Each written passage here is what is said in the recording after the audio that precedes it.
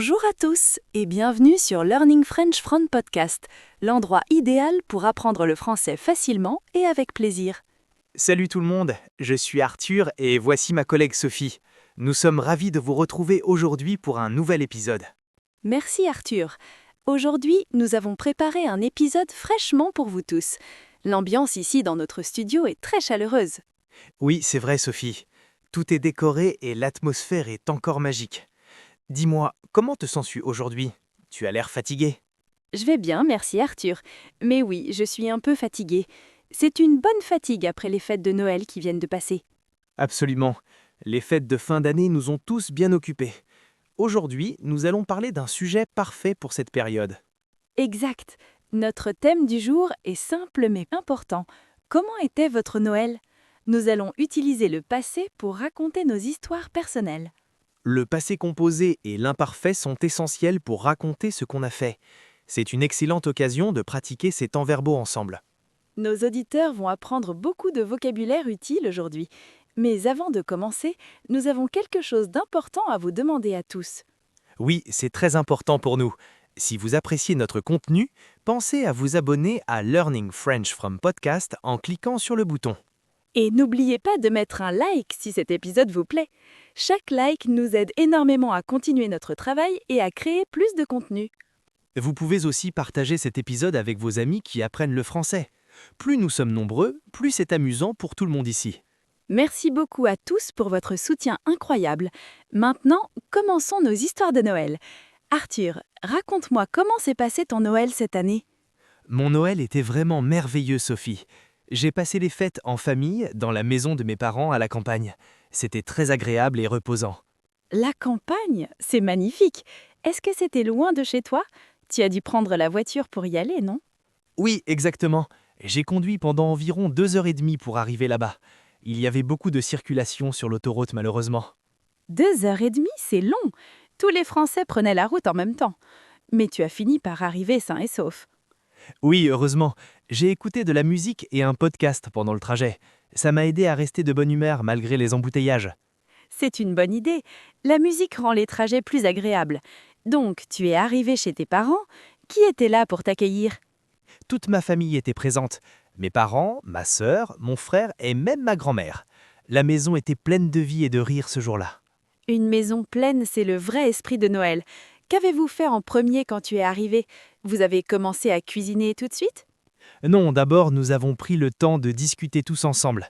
Nous nous sommes installés dans le salon avec du thé chaud et des biscuits maison. Que c'est agréable! Et ensuite, vous avez préparé le grand repas de Noël. Qu'est-ce que vous avez cuisiné exactement pour cette fête spéciale? Ma mère a préparé une magnifique dinde farcie avec des marrons. Mon père s'est occupé des légumes et moi j'ai fait la sauce ORL.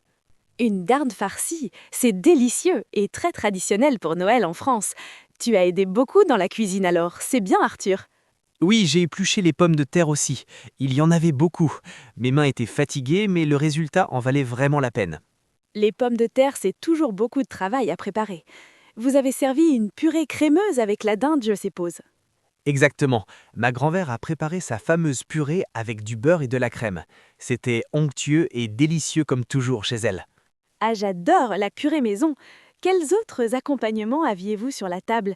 Des haricots verts, des carottes peut-être? Nous avions des haricots verts, des carottes glacées et une salade d'endives aux noix. Ma sœur a fait un gratin de légumes aussi, c'était excellent. Quel festin incroyable! Vous avez dû passer des heures à table. L'ambiance était comment pendant le repas? Vous avez ri et discuté beaucoup? Oh oui, nous avons mangé pendant presque 3 heures en racontant des histoires. Mon père a fait des blagues et nous avons tous beaucoup ri ensemble. C'est merveilleux, Arthur. Les repas de famille sont les meilleurs moments. Et pour le dessert, qu'est-ce que vous avez savouré après tout ça? Ma grand-mère avait préparé une bûche de Noël au chocolat et aux noisettes. C'était sa spécialité et tout le monde en a repris 2 fois. Une bûche au chocolat, c'est le dessert traditionnel de Noël en France. Je suis sûre qu'elle était absolument délicieuse et bien présentée aussi. Elle était magnifique avec son glaçage brillant et ses décorations en sucre. Nous l'avons accompagnée d'un champagne pour porter un toast à la famille. Parfait. Et moi, j'ai aussi passé un Noël formidable, mais très différent du tien. J'ai décidé de rester chez moi cette année, à Paris. Tu es restée chez toi? C'est inhabituel pour toi, Sophie. D'habitude, tu voyages toujours pour voir ta famille. C'était un choix difficile à faire? Oui, c'était un peu difficile au début, mais j'avais besoin de calme et de repos cette année. Je voulais profiter d'un Noël tranquille et relaxant. Je comprends parfaitement. Parfois, on a besoin de silence et de solitude. Alors, raconte-moi, comment s'est déroulée ta journée de Noël à la maison? Je me suis réveillée très tard, vers 11 heures du matin. J'ai dormi profondément après une semaine de travail intense. C'était un vrai luxe de paresser. 11 heures? Quel bonheur de dormir sans réveil qui sonne. Tu devais être vraiment fatigué. Et après, tu as pris un petit déjeuner spécial? Oui, j'ai préparé des crêpes à la cannelle avec du sirop d'érable. J'ai aussi fait du chocolat chaud maison avec de la vraie crème fouettée dessus. Des crêpes à la cannelle, c'est délicieux et parfait pour Noël. Tu as mangé devant la télévision? Tu as regardé un film de Noël classique? Exactement. J'ai regardé Le Père Noël est une ordure, un film comique français que j'adore.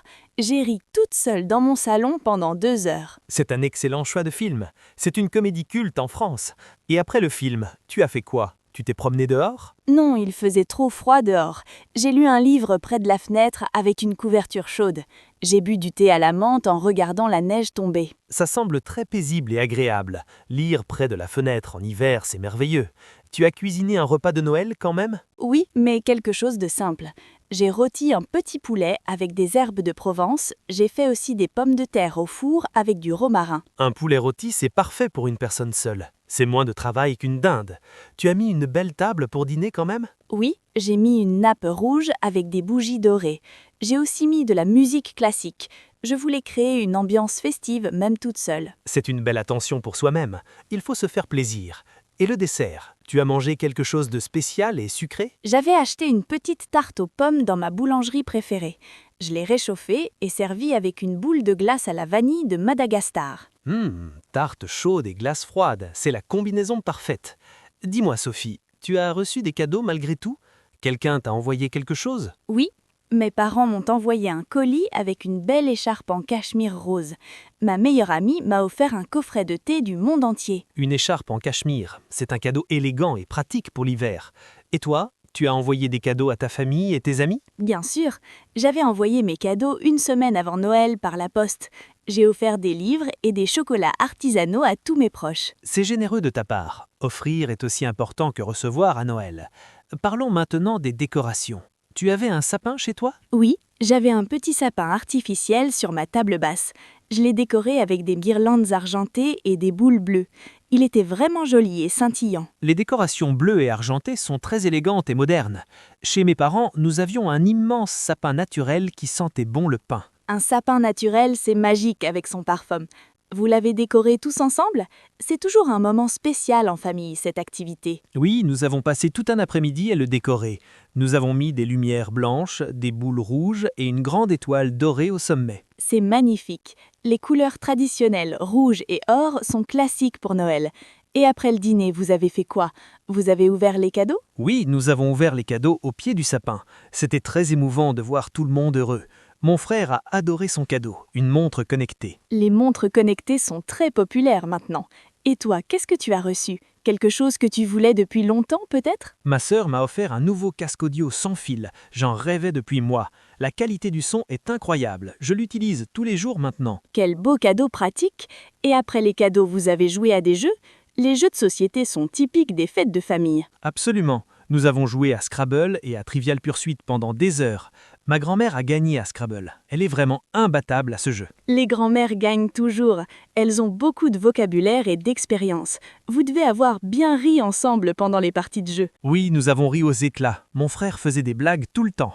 C'était une soirée parfaite, remplie de joie et de bonne humeur familiale. Ça me fait plaisir d'entendre ça, Arthur. Ton Noël en famille semble vraiment merveilleux. Moi aussi, j'ai appelé ma famille par vidéo le soir. C'est bien d'avoir appelé tes proches. La technologie nous permet de rester connectés. Tu leur as souhaité un joyeux Noël et raconté ta journée? Oui, nous avons discuté pendant 1 heure environ. Ils m'ont montré leurs sapins et leurs décorations. J'ai vu mes neveux ouvrir leurs cadeaux, c'était adorable. Les enfants à Noël sont toujours excités et heureux. Leur joie est contagieuse. Maintenant, nos auditeurs ont 2 belles histoires de Noël différentes. Exactement. Chacun célèbre Noël à sa manière, et c'est parfait ainsi. L'important est de passer un bon moment, seul ou accompagné, peu importe vraiment. Tout à fait d'accord, Sophie. Et maintenant, parlons un peu de grammaire française. Nos auditeurs ont remarqué tous les verbes au passé que nous avons utilisés? Oui, c'est important. Nous avons utilisé beaucoup le passé composé aujourd'hui. Par exemple, j'ai dit « j'ai préparé » et tu as dit « nous avons mangé Le passé composé se forme avec l'auxiliaire avoir ou être plus le participe passé. C'est le temps le plus utilisé pour raconter des actions passées. ». Par exemple, « j'ai regardé » vient de « regarder », nous ajoutons « AI » et « e ». Beaucoup de verbes réguliers en ER suivent ce modèle simple et logique. Mais attention, il y a aussi beaucoup de verbes irréguliers en français, comme faire devient fait et prendre devient pris. Il faut les mémoriser progressivement. C'est vrai, boire devient bu, lire devient lu et voir devient vu. Ces verbes communs sont très importants à connaître et à pratiquer régulièrement. Et certains verbes utilisent être comme auxiliaire. Par exemple, je suis allé, tu es venu, nous sommes restés. Ce sont souvent des verbes de mouvement. Exactement. Les 14 verbes de maison d'être comme monter, descendre, aller, venir, etc. Il existe des astuces pour les retenir plus facilement. L'imparfait est aussi important pour décrire le contexte et les habitudes. Par exemple, il faisait froid ou la maison était décorée. Utilise l'imparfait correctement. Nos auditeurs, n'ayez pas peur d'utiliser le passé. Pratiquez en racontant votre journée.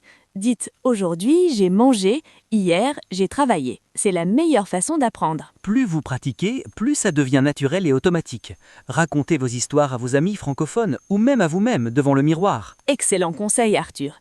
Maintenant, faisons un petit récapitulatif de tout ce que nous avons appris ensemble aujourd'hui dans cet épisode spécial de Noël. Nous avons parlé de nos célébrations de Noël en utilisant principalement le passé composé. Nous avons partagé nos expériences personnelles, différentes mais toutes les deux agréables. J'ai raconté mon Noël tranquille à la maison avec des crêpes, un film et un bon livre.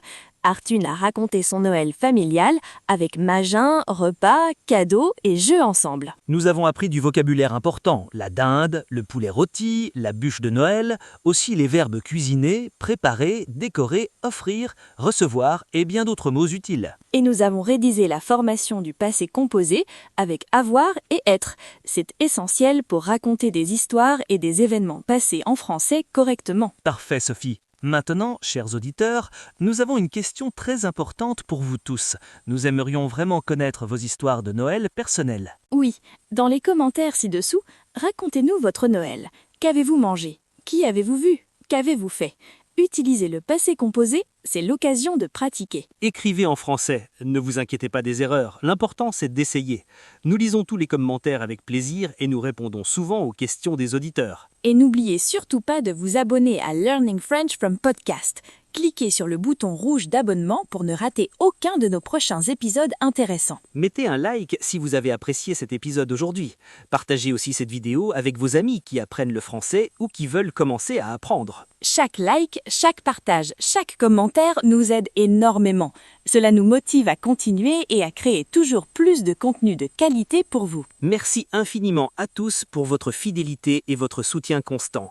Vous êtes une communauté incroyable et nous sommes très heureux de vous accompagner. Nous espérons que vous avez passé de merveilleuses fêtes de fin d'année. Que cette nouvelle année vous apporte joie, santé et succès dans vos projets. Et bien sûr, continuez à pratiquer votre français tous les jours.